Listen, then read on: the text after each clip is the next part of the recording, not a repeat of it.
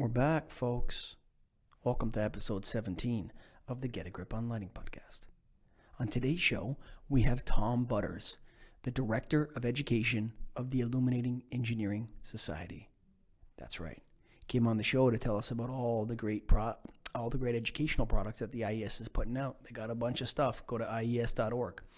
In this conversation, man, it went everywhere. We talked about the IES. We talked about the DLC. We talked about lighting, the lighting business, the crazy, crazy lighting business. So I'm not going to tell you much more about Tom Butters. He spoke for himself on the show, actually. This episode of the podcast is brought to you by Sign Hero. Come on, man. Keystone Technologies, KEYSTONETECH.com. Or just Google Keystone Sign Hero, man. Come right up. That's right. What do you want Sign Hero for? Well, ain't much left out there, man. Lots of people have already converted to LED, but you can still go after the signs, man. All those pylon signs, the box signs, all that kind of stuff. All you do, you cut all the wires on one side of the sign, all the wires to the other sockets on the other side of the sign. You tie them in, one to the line voltage, one to the neutral, and slam in those Keystone Sign Hero T12 and T8HO sign tube replacements, man. Come on, buddy. Rotatable sockets, 360-degree illumination, and 50,000 hours of life. Man, you just retrofitted that sign. 50% energy savings. Go to KeystoneTech.com. KeystoneTech.com, baby. And don't forget, we are the official podcast of the lighting business, in my opinion. But for sure, we're the official podcast of the National Association of Innovative Lighting Distributors. Go to NAILD.org. That's nailed.org. You can join even if you don't have a warehouse now. That's right. You don't even need to be a distributor. You can be associate member. We've lowered the price. We've got the best educational products. Well, the IES may argue with us a little bit, but we like LS1, LS2, and LS controls. Come on, man. Get some education. Go on down to NAILD.org. Meet us at the convention. Come on, man. Episode 17 with Tom Butters of the Get a Grip on Lighting podcast. Sign Hero. Welcome to the Get a Grip on Lighting podcast, Tom. Thank you very much. Great to be here. Say hi to my co-host, Greg Eric. Hey, Greg. How are you? Good, Tom. How are you? Wonderful. Wonderful. Thank you. So tell us a little bit about your role at the IES with the education. I'm the Director of Education. I started in the fall of 2016. And generally, my job consists of 3 pillars. So I'm there to support the standards, so recommended practices, design guides, and that type of publication. The second pillar is to support the membership in the sections, specifically to give membership more value than it has previously. And the third is public outreach is the third pillar. So to get out there, get my name out there, get the IES's name out there even more importantly. So this is a wonderful avenue for that. Oh, for sure. I mean, you know what? A lot of people it's funny when we look at the subscribers that come in, Greg, when I look at them, I often search them up on LinkedIn after they come on, and it's always a sales rep or a marketing department person, Greg, isn't it? I don't know. Rarely do you get government relations or public relations kind of thing. Yeah. So how much has lighting education changed in the last 5 years? Oh my goodness. It's such a wonderful field to be in because it's changing yearly the way it used to change by decade. And it's so fast paced now. The lighting industry for so long was just stagnant. This is the way we did it before, and this is the way it worked. And why change it, right? You don't change something if it's not broke. But the industry, specifically with solid state lighting, the changes increased so drastically and frequently that the change of education had to follow suit. And I think we're behind on that, and we're playing massive catch up presently. Well, I think that segues perfectly into what Greg wanted to talk about, or when we were discussing it. Greg, why don't you take it from here for a bit? Yeah, I've got a few things. First of all, just on IES, I'm a member, so I should maybe know this, but who runs IES? How does a governance body, how does it work? Well, the IES is ostensibly run by its members, and we have a board of directors that are voted on by the membership at large. They're ultimately in charge. As far as the day-to-day goings on at the IES. Tim Lecitra is the executive director, and he's the top of the. Is he an employee? Yes, he is an employee. So he's he's responsible for all the other employees, including myself. Okay. How many employees over there? There's about, I don't know the exact number, so you have to forgive me, but I think somewhere in No, the that's fine. vicinity of 22, 24. Sure. Okay. Now, we had Randy Reed on, and it was really our breakthrough podcast for Get a Grip on Lighting. Wouldn't you say, Greg? Randy and then Tina. Yeah. Tina Halfpenny were the two that really, we went from, kind of a niche thing and shot up to be, I think, the lighting industry's podcast, if I do say so myself. Great. But he had expressed, and I think Mark Lean as well, had expressed that the IES has lost some ground to other organizations within the lighting industry in terms of authority. First of all, I guess, would you agree with that statement? And two, what are you guys doing, if you agree, what are you doing to kind of recover that lost ground or that ceded space?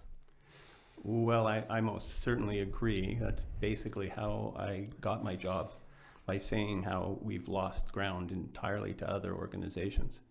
So the key is, we can do all we want and want the IES to be relevant, but we need content in order to be relevant. We can't say, hey, we're the IES. Don't you remember us? We're the Illuminating Engineering Society. We've been around for over 100 years. We should be valued.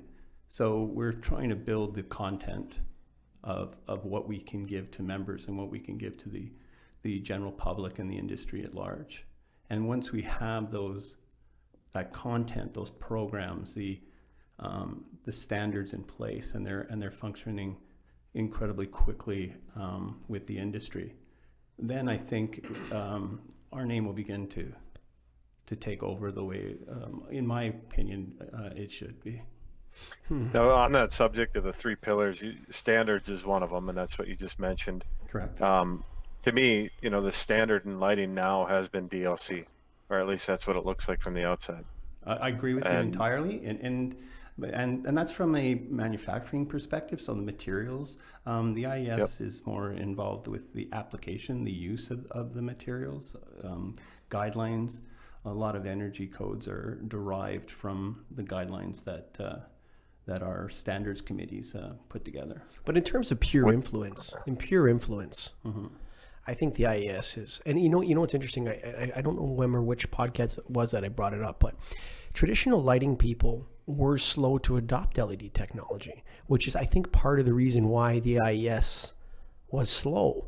So for, when back in 2009, I wasn't selling, I don't think, any LED bulbs, maybe in 2012, maybe it was 5% of total bulbs shipped or whatever.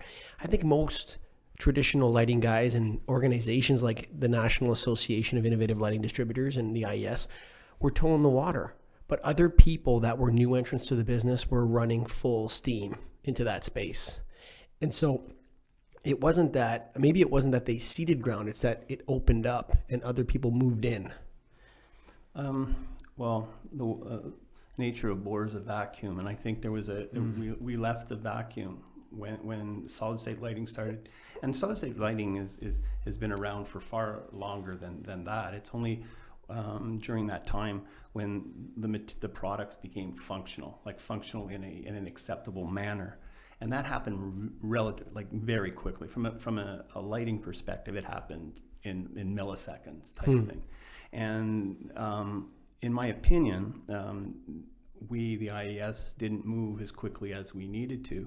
Didn't even realize that the vacuum was forming, and therefore these other groups that have come on, and they fill the place that was required in the industry.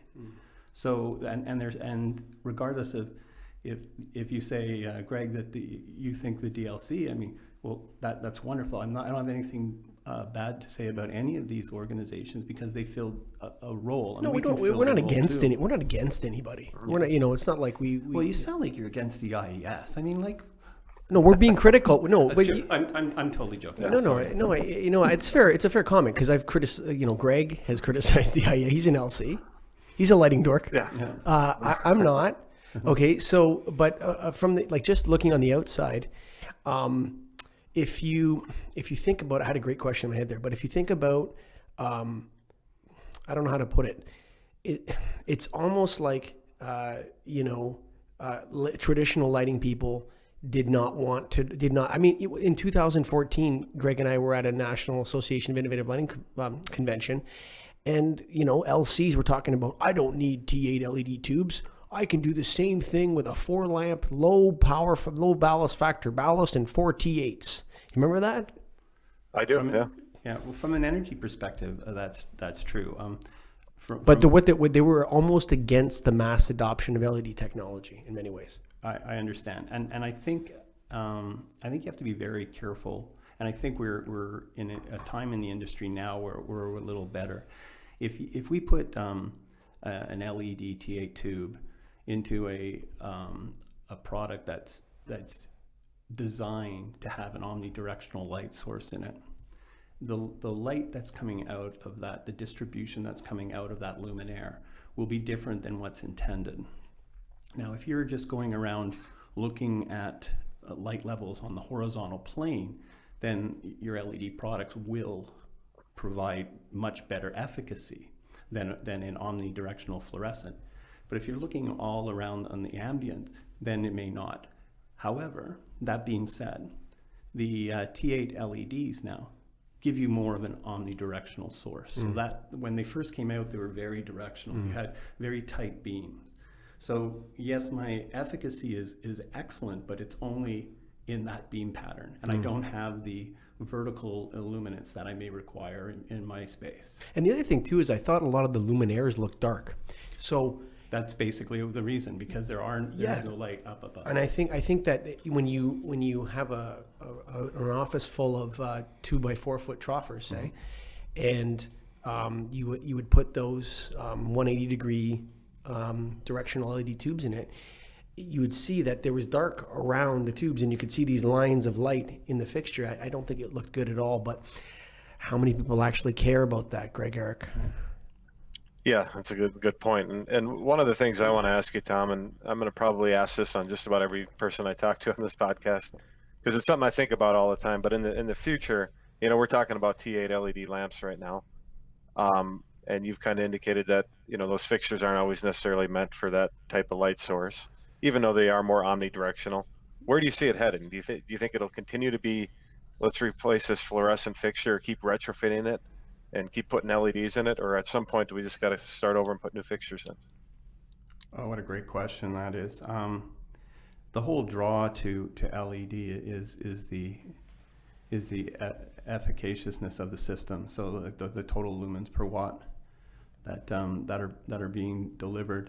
The reason why linear fluorescent is so slow to adopt is not only the cost, but the linear fluorescent is, what is it, $3 or something along the line. Those are Canadian dollars too. So. Yeah, Canadian dollars. so that's 50 cents US. Yeah. Canadian pesos. Yeah. So that's difficult, and fluorescent on it in itself is highly efficacious anyways. That being said, I don't know of any manufacturers that are doing any type of research in very many other avenues except for solid state lighting. No, what he's saying is I think what you're asked, Greg, if I remember, is when do we start ripping out fixtures? Right. Like we've been slamming. First we put up took out the halides. We put in 6-lamp, 8-lamp, T8, T5s. Now we're putting, the LED tubes in. I think the customer decides that, Greg. I don't think the lighting industry does.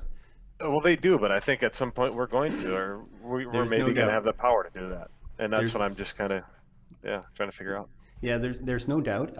It is coming. If you're going to ask me when, I've been notoriously incorrect in predicting how LEDs are going to be adopted. So you and pretty much everybody else, I think. So I would be shocked that in the next few years, let's say 5 or so, that there'll be more just total luminaires. People will be ripping out those luminaires, except for these wonderful indirect products that we have. Those were just a couple 4-lamp T8 fixtures I had in my warehouse that I threw some T8 LED tubes into and flipped them over. But what's interesting? You can actually, did you listen to our podcast with Dr. Arnold Wilkins? No, I missed that. Oh, that's a good one. Mm-hmm. So he was talking about temporal modulation. you can actually see in the video, and I'm not going to ask Scott to call it up on the screen because we've had a little bit of technical issues getting set up here, but you can actually see them flicking in the window on the video, off and on. And it's so magnetic ballast? No, there's no ballast in it. It's a direct line. It's a bypass LED tube in there. But it's actually 60 hertz. Right, so to our visual, like right here, we can't see it blinking, but through the camera, you can see it flicking on and off. Yeah, your peripheral vision is more sensitive to it. Sure. So if you want to get rid of it, just look at it straight. Yeah, there you go. And then it's gone. So what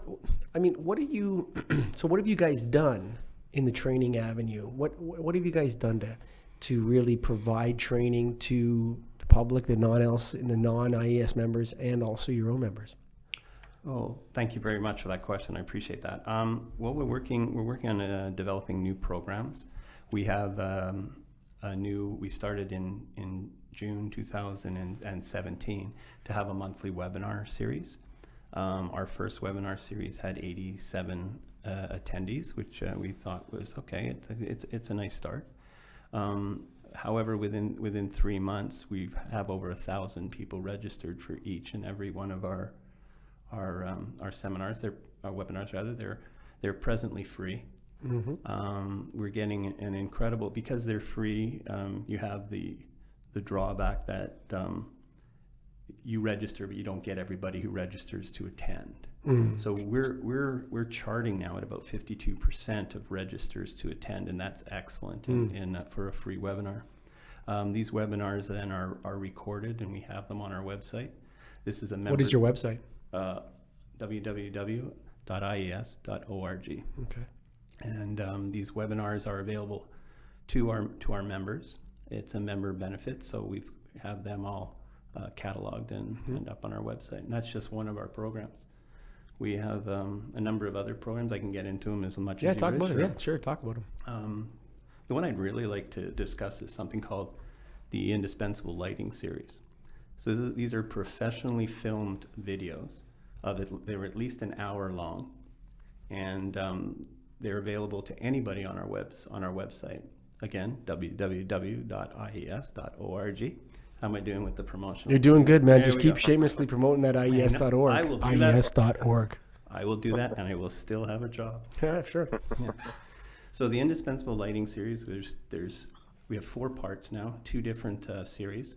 The first one is Architecture for Light, and it's a 2-part series with Kim and Paul Mercier, based on their book Architecture for Light, and it is a must for anybody who wants to be a lighting designer, architect.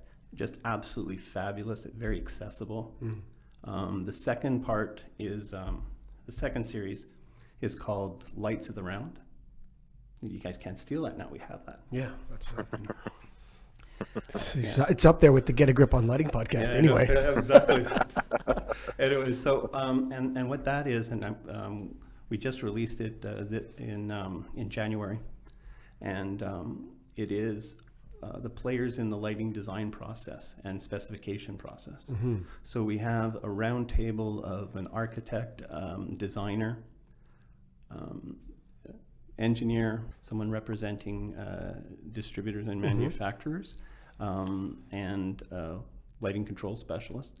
And they are asked a number of questions, and more or less it's an open conversation on how they work together. Are these people that work in the field? They are, yes. As a matter of fact, the individual representing distributors and manufacturers is the CEO of Electrofed, Carol McLogan. Okay, there you go. That's Canada's like kind of like NEED, Electrofed. Yeah, absolutely, all together in one. Yeah.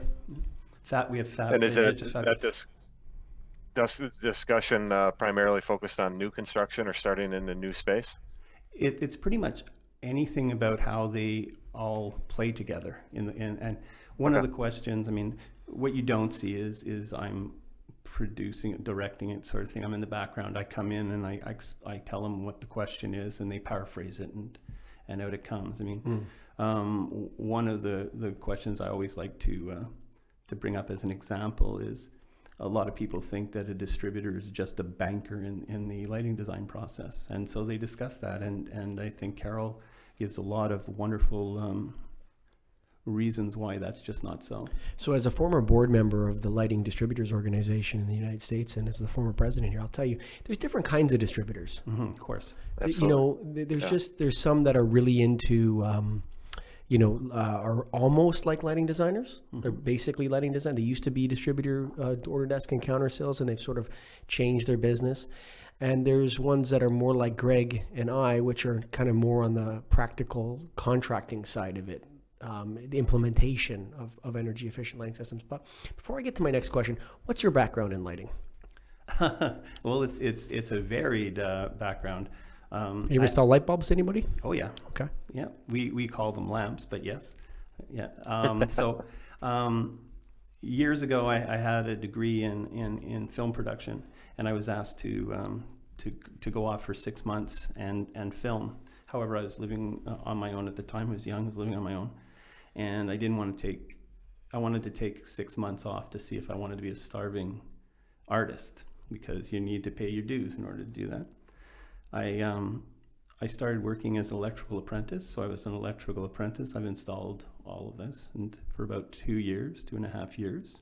Had the utmost respect for people who do that, because I was so bad at it, it wasn't funny. I left there and worked for a manufacturer in Montreal in customer service, then moved and worked for different distributors, manufacturers in Toronto. And then finally, in 1999, I was asked to work at Canlight's Lighting Concept Center. So it's an education facility.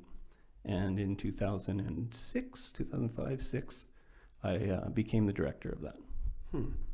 I wanted to ask you about lighting controls, and we've had Wendell Strong come on from Genesis Lighting, talk about Power over Ethernet lighting control. Basically, what is the ability to deeply control lighting. We've talked about different types of access to fixtures through. When is this getting too complicated? When is it just better to have a sensor in a room that is not smart and it just turns lights off when you're not there and turns them on when you're there? What a great question. I think in the words of Al Jolson, you ain't seen nothing yet. We actually ended up. There's a story. It's a little bit off lighting. This is funny. We were in a hotel. We were at was it a board meeting or something for Nailed, Greg? It was a nailed board meeting, yeah. So, and at the hotel at the same time, there was the annual Al Jolson Society get together. And people were standing up and doing Al Jolson. So that's interesting. Yeah, Al Jolson's back. Yeah, he's an interesting guy. So, but yeah, so when does it get too complicated? When is accessing lights on your phone, individual lights being accessible? When are we going too far here in the industry with this? I'm not I think that's a personal opinion on that. And what's your opinion? I don't need all the bells and whistles that my phone allows me to have, but there are people that do. So in order for phones to be... Well, when you say they do you mean that they want it, or do you mean that it's controlled better? I think we can make do with what we're at now, but why make do? I mean, I personally see the lighting industry to become as personalized as your telephone, like as your cell phone, as your smartphone. All three of us here, I guarantee we have at least one cell phone, and I'd be willing to bet that there's 5 between us. Do you consider a BlackBerry a smartphone? Yeah, it's the original smartphone. We invented it. Canadians, we taught the world how to type with our thumbs. There you go. But so it's absolutely up to the individual.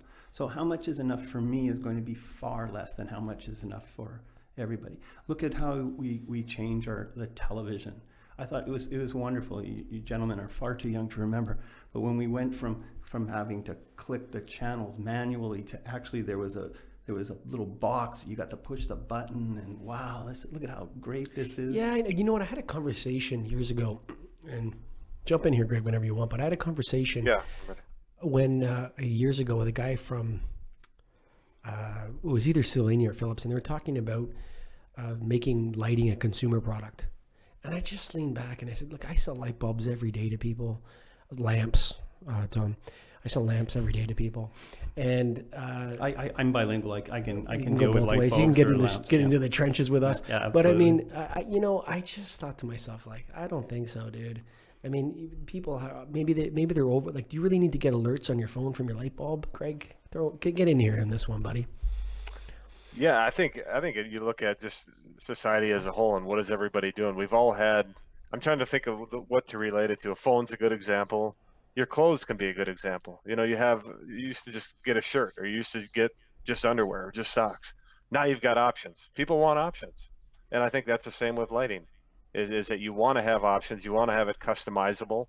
I mean, you guys are all probably getting things that are customized to the way you like it.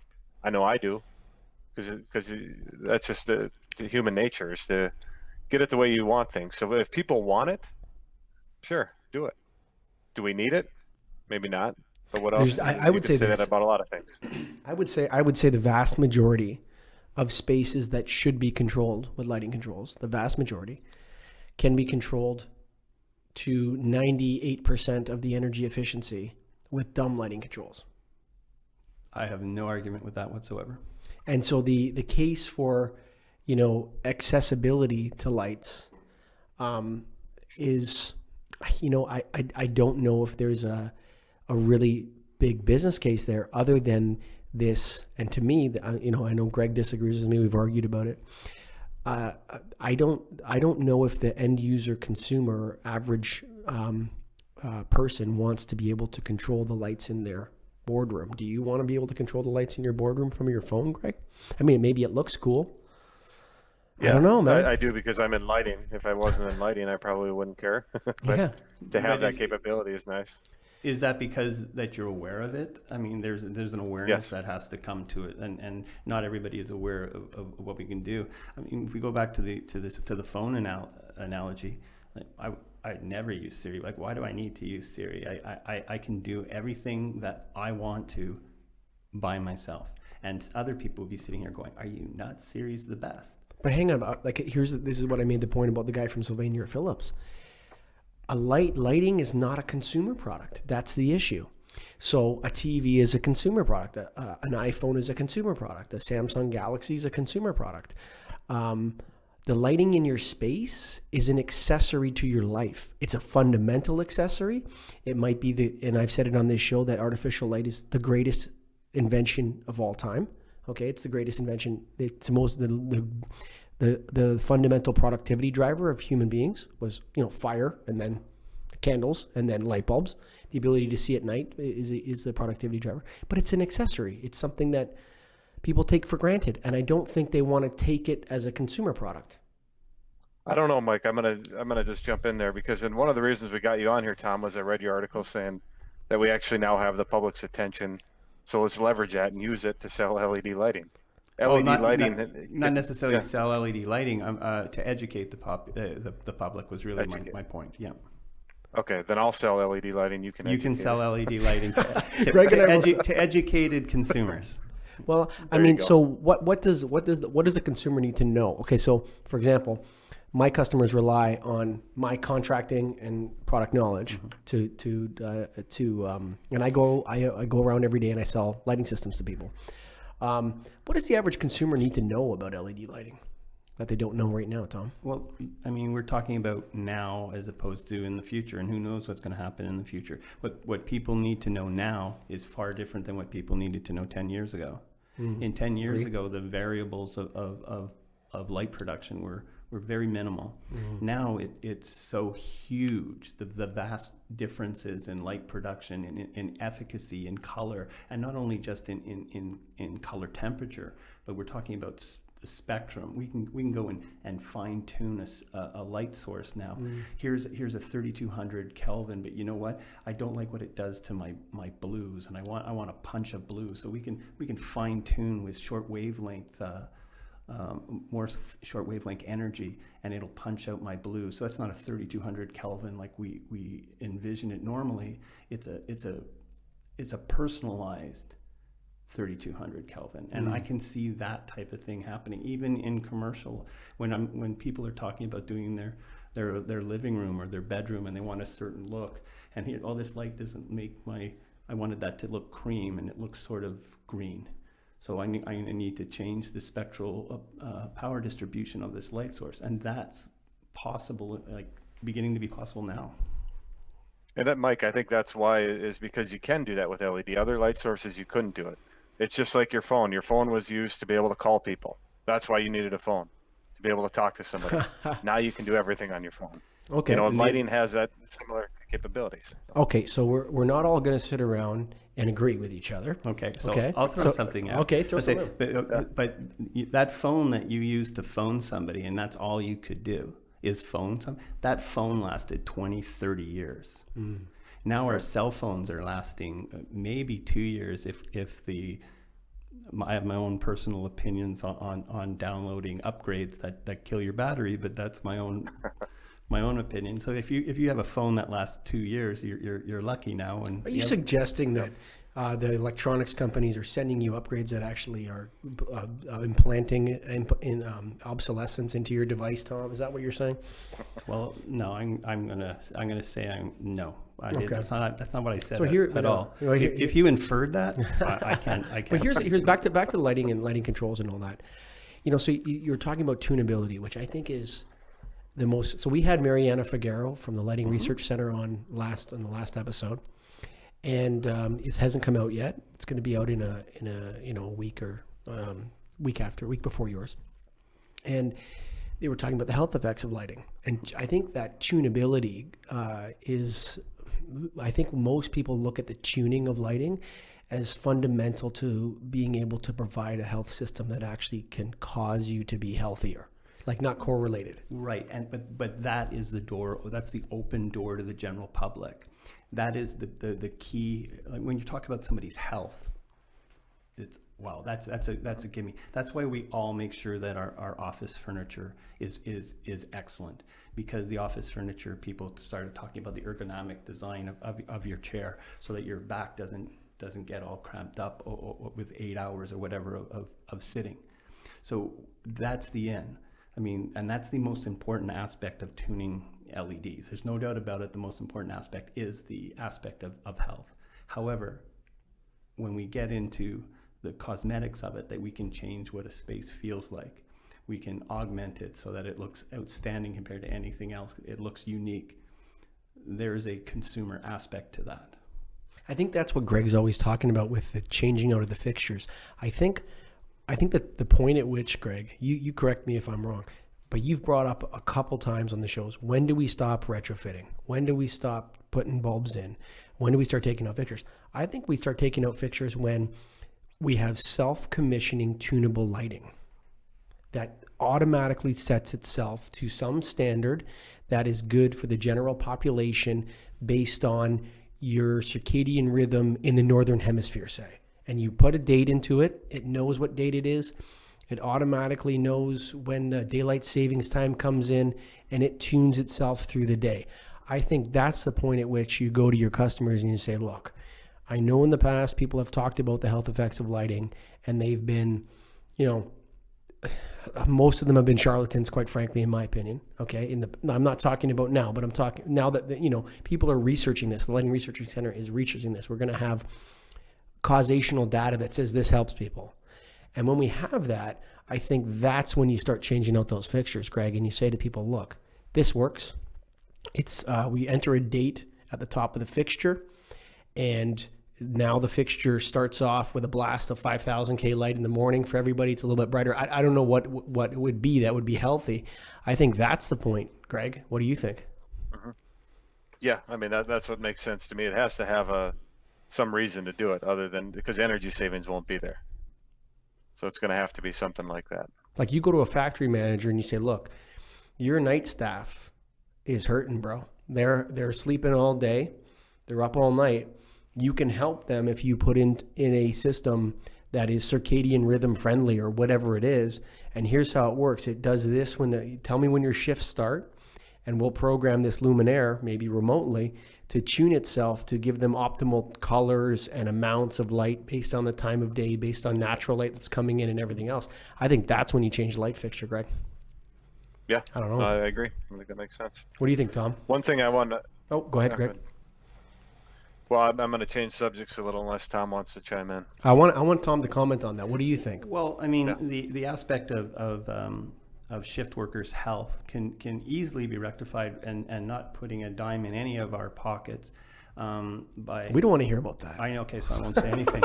But in all trueness, I mean, good light is important, but good darkness is equally, absolutely critical. So those individuals that are working at night, the best way to help their circadian rhythms, and this is again in my, like, I'm not a doctor, in my opinion, is to ensure that when they're sleeping that they have blackout drapes, and if they have you have like a blindfold type of apparatus so that no light gets in.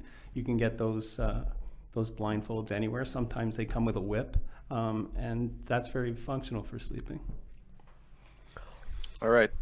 So my question was on IES. So I was looking at your strategic partnerships on the website, and researching Lightfair. I know you guys are part owner of Lightfair. Was the Lightfair idea from IES? Did it all come from you guys? Well, I certainly don't know exactly how it came about, but my understanding is that Lightfair was originally from the New York IES section. Okay. And that at one point in its history, it was purchased by the IES head office, and then the IES looked for assistance in running it, and the ownership, as it is now, three-headed ownership is now in place. And Again, is it equal ownership between the three? You'd have to ask Who are the other two players?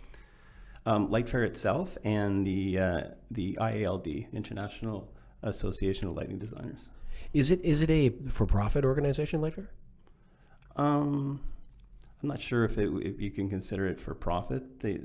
Well, it would have a legal status. It would be either True. you know, Yeah, not and profit or again, not you're for-profit. asking someone who really Yeah, doesn't that's know. okay. Yeah, you're at your education, so we're just grilling you here. You can grill me all you want. I hope we can take that out in editing. Yeah, we can edit stuff. I mean, I don't think there's anything so far that needs to be cut out.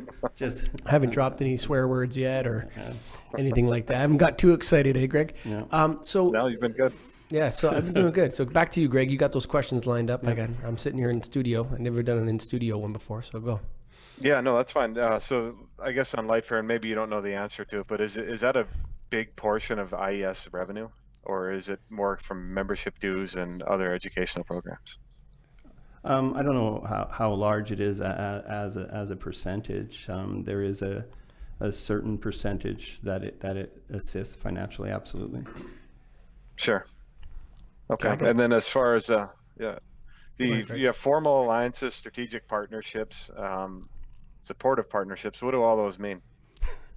You had Mark Lean on here. You should have been Mark, come on, been Mark. grilling Mark on that. Okay. That's all. That's a total. That's our advocacy plan and our industry relations. So Alex Okay, Baker we'll get and Mark back. Mark Lean. Okay, Yeah, I got for an sure. education question. Oh, okay. Okay. So the number one, and this is my opinion, the number one driver of the adoption of LEDs has ceased to be energy efficiency now and is now low price. Okay. I think, people go into Home Depot and they see 3 LED bulbs for $9 and there's a coupon and, an $8 in Ontario. We had the IESO, Independent Electricity System Operator, handing out $8 on a instant rebate for 3 packs of LEDs. So people were selling them for $9. And so people would buy 3 light bulbs for $1, 3 LED light bulbs. So I think the adoption of LEDs is being driven by price now. And you walked in my counter there, you saw some of the prices of the products. How do we change the consumer's view on that from being so price oriented to changing it to maybe a value sell? Are we like when Dr. Wilkins came on, he said all light bulbs should be IEEE 1789 compliant, and that's what we need. A lot of that stuff is jargon to consumers, right? You have Energy Star. Okay. Energy Star is pretty easy to get.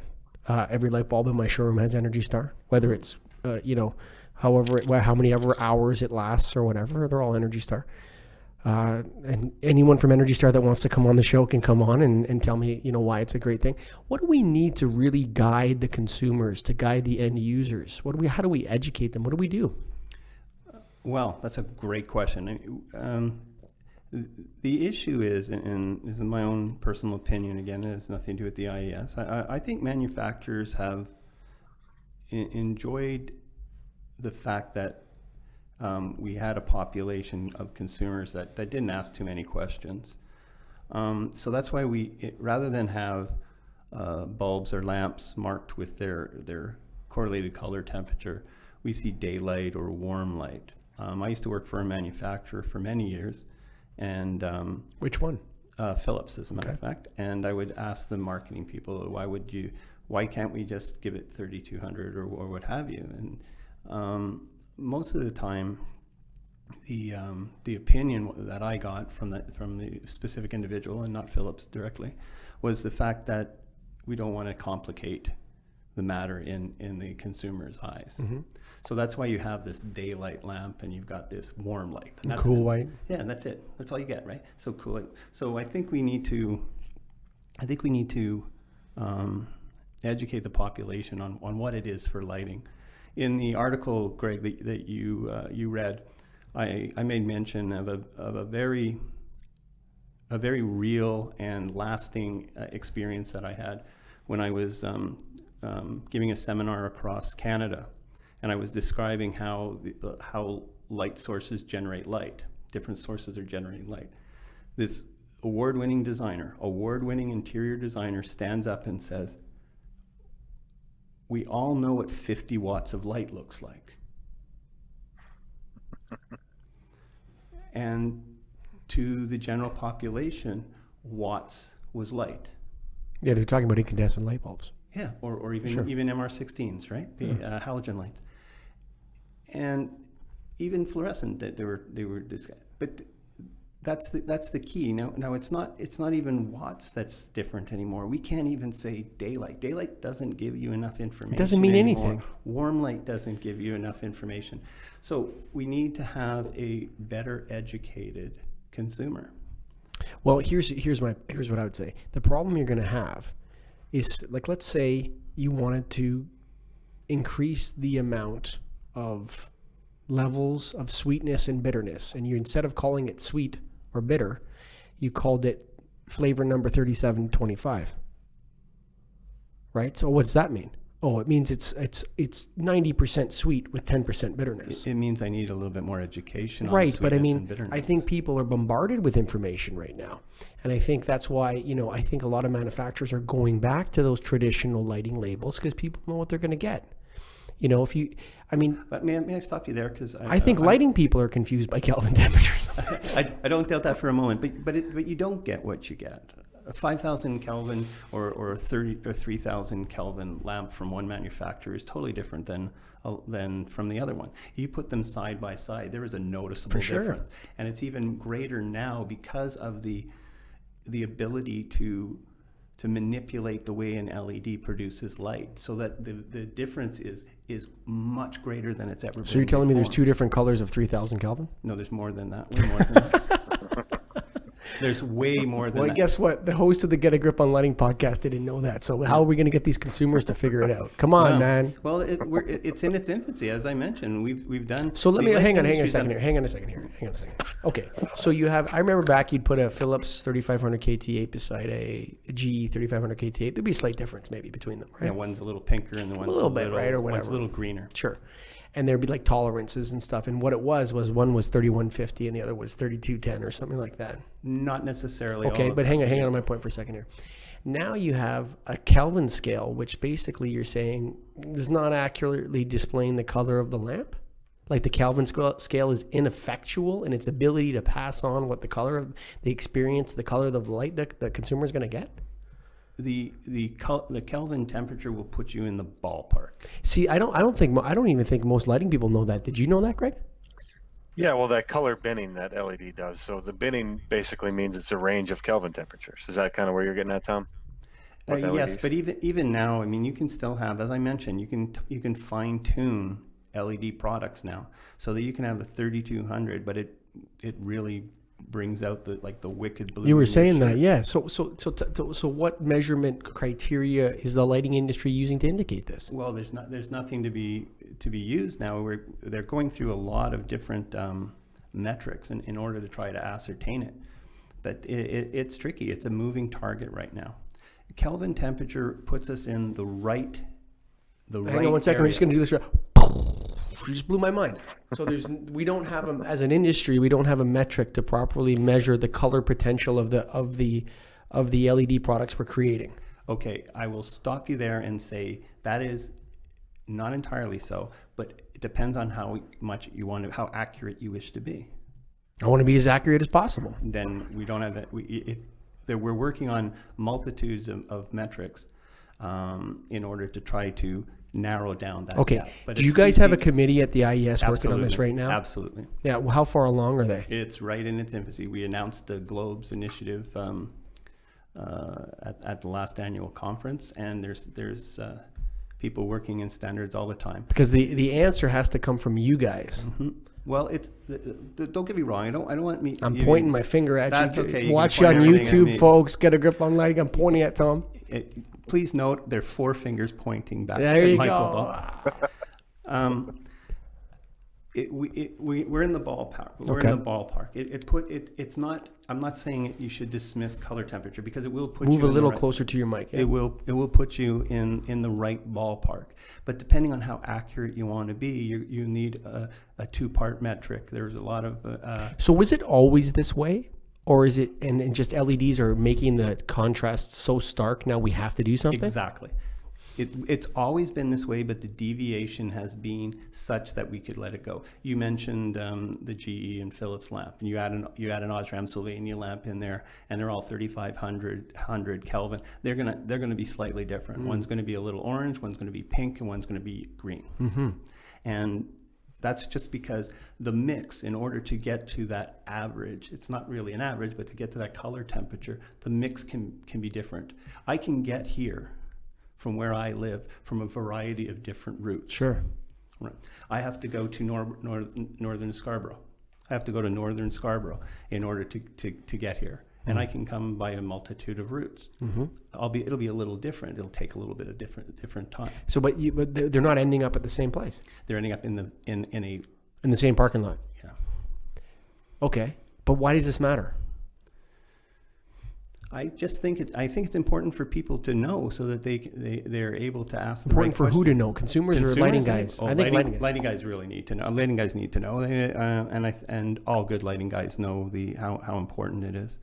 And I think as it progresses, as lighting progresses, the industry progresses, and it becomes more like you talk about it, that it's ubiquitous and nobody and nobody necessarily even It's is an aware accessory, of it. is what I said. Yeah, yeah. So I think people are going to become more and more noticeable of it, and it's going to become more important.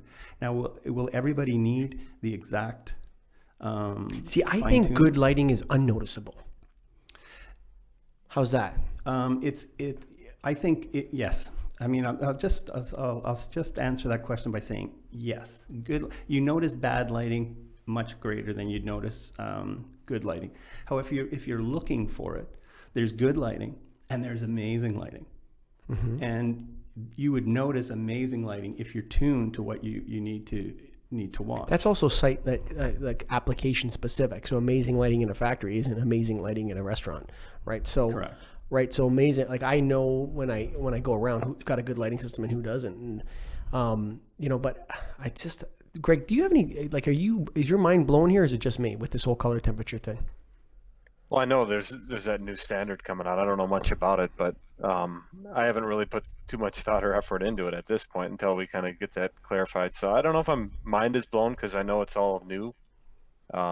But yeah, it's an interesting topic and something to really to be aware of and understand better.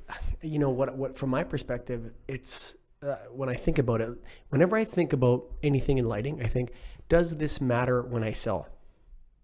That's how I think. So if someone says to me, oh, we need to consider the health effects of lighting, okay, give me some causational proof of what works. Because I stand in front of the end user customer and I'm telling someone who's going to buy from me a transaction from me to them, they're going to use the lights and be under them and dim them and do whatever they're going to do. So it's very important to me that I'm not, selling them any snake oil, right?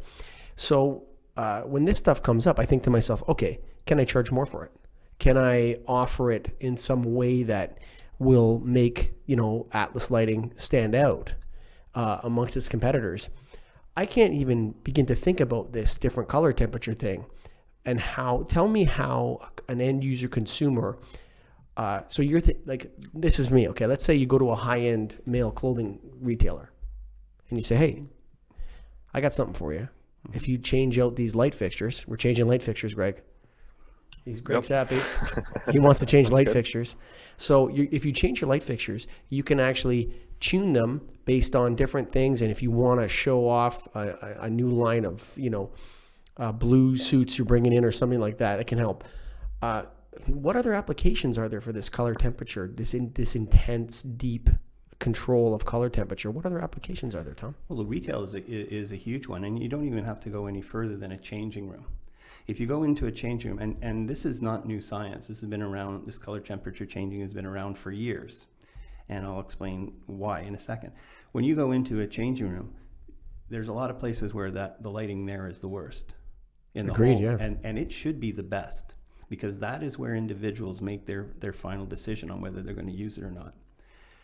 In my opinion, all retails of a certain level and up should have a very simple control system on the wall where you hit night and the lights will dim down to a very rich 2500 or 2200 dimmed incandescent, daylight, office, etc. And this stuff has been around for years in women's makeup mirrors or people's makeup mirrors. And they've had the little controls, and what all that's doing is it's hitting 2200, 2700, 4100, 6500, and it's changing the effect. But you know what the thing is? I think you need to name it better, right? I think Kelvin, if you're going to talk to my wife, goes into a change room. She's not going to call me on the cell phone. What the hell is 3200 Kelvin? Well, no, you know I need to know. But that is why, in the makeup mirrors, it didn't say those things. It said Daylight, whatever, dining, home, office, outside. That's a good idea. That's a good And application. you can fine tune anything. The whole aspect with the color is not that it's not. It's just that we're able to do so much more. That the metric itself, the CCT metric itself, in my opinion, this is strictly my opinion, this is not the IES's opinion, is that it's not good enough on its own. We need two-part metrics. We need to make it more complicated. We can make it more exact. Okay, so you said we can do so much more. Okay, How do we start doing more? Who's on? So you are familiar with a lot of the manufacturer members of the IES, I would assume. Most certainly. Okay, who's on the forefront of this technology? Oh, any of the big names are working on this right now. Any of the big names. Who are the big names in lighting now? Tell me them. They're the same as they've always been. No way. Well, the biggest name in lighting is the IES. But okay, that's disputable. I thought it was the Get a Grip on Lighting podcast, personally. No, but they're second, but they're number 2 with a bullet. Okay. Right? No, but so who? I'm going to ask you, who are the big names in lighting right now? The biggest. Philips, I would say yes. All right. There's a multitude of them. I don't really. He doesn't want to do it. Eh? Oh, he got him cornered now. Yeah. So, but we've talked a little bit about how the big three have ceded some ground. Absolutely. At least a couple of them. A couple of them. Yeah. Yes. And you can see it on Edison Report every day if you want to go to edisonreport.net. Great site for lighting. Absolutely. So, holy macaroni! That's a podcast right there. That's an hour. People get pissed off because we go so long. But this is a great conversation, Tom. Greg, you have anything else for Tom?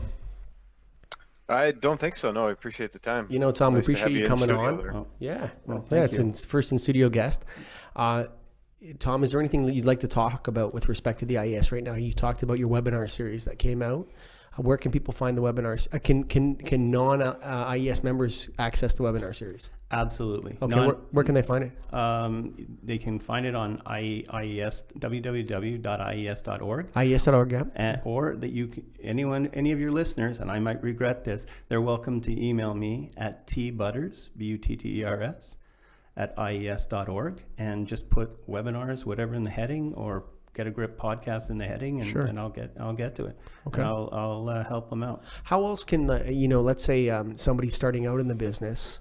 They just got a job and they're listening to this podcast and they want to learn more, and they really should join NAILD, and they should take LS1 and then LS2, which we're not competitors, but we have a good educational offering at NAILD as well. How should they interact with IES? Let's say their boss doesn't give them a budget for memberships. How can they interact with the IES as an individual if they want to come up in the business a little bit? Well, the free webinars Sure. are one. We have a number of programs, and we're increasing them all the time on our website. So I invite them to climb on our website, go to the education tab, go down to electronic resources, and we're building. When I first came on board, we didn't have a lot of content. So it's very tough to go to someone and say, hey, as we started this conversation, hey, we're the IES, you know who we are, we've been around for 100 years. Well, what can you give me? Well, we're the IES. Hey, We've been around for 100 years. Yeah, so I mean, Sounds like NAILD's sales pitch, eh, Greg? No, but hey, but I mean, I'm only speaking from an educational standpoint, not standards. I mean, we're the ANSI standards organization. So I'm going to go back to this. So so Greg's in LC. I'm not. I don't like to take tests. I like to do podcasts. Well, if you don't like to do tests, then that's a test I'm you not do a test not guy. want to do. I don't know about tests, Right. but here. So most of the people in members of NAILD would become an LC. They would take LS1 and then LS2, and then they would go challenge the LC exam and take some of those courses or whatever. How would somebody? What's the most convenient path to become an LC? With it, that you can describe, just for the listeners that are out there interested that don't want to join NAILD. But yes, what's another path? It is a hard exam. So can anyone just go challenge the exam? Sure, if you don't want to pass. Okay, no, but hang on. Like you don't. Do you need 10 years experience? What do you need to qualify to take the exam? They suggest 5 years experience, and It's a suggestion, so anyone can go challenge it. you have if you're under 5, you have to have some people, and the LC exam is NCQLP. It's not necessarily the IES. But I would strongly recommend taking as many lighting courses as you can. The LC exam is administered the first Saturday of November every year. I would start in June and look at the suggested reading, and it's substantial. And if you pile the books up on this table, it would probably be 3.5 feet high. Oh my goodness. So I would suggest starting at that point. Ask people. That's the most incredible, eye-opening part of me being in the IES. I ask, all of our material is done by our members for our members. It's all done in a volunteer basis, and the members in the IES are so giving of their time. So that's what I would recommend. Start sometime in June with the reading. Speak to somebody. Speak to an LC. Speak to a member in the IES. Ask their opinion. They are so giving of their time. It's absolutely incredible. Can I ask? Sorry, I know we're dragging on. We often go to end a podcast and then I get going again on something. But does the LC, is it complemented by like that energy manager and energy management and verification professional qualifications? Those complements, are they competitors to the LC? I think they're just totally separate. They're just complements. They're complement education. Okay. All right. Well, Tom, I'm going to say thank you very much for coming on the Get a Grip on Lighting podcast, especially coming in studio, my first in studio guest. And yeah, just to all you American listeners out there, we're still taking over. You don't know it, but most Canadians are kind of like Midwesterners, but they got knives behind their back. Eh? That's what most people don't realize about us. And we play hockey. And we play hockey. Yeah. And so there you go. Thank you for coming on the show, Tom. Appreciate it. Absolute pleasure. Thank you. Keystone Technologies. Come on, Sign Hero. Visit KeystoneTech.com. You know the words. KEYSTONETech. TECH.com, baby. Keystone Techcom. Check out those sign heroes. You know what I'm talking about. Chop all the wires on one side of the sign. Chop all the wires on the other side of the sign. Bring one to the live, the other to the neutral. Slam those Sign Hero 360-degree rotatable socket LED T12 and T8 HO replacements into the sign, man. Keystone's got all the sizes. Come on, man. What's left out there? Just signs, man. Signs. That's why you got to go Sign Hero from Keystone Technologies. KeystoneTech.com.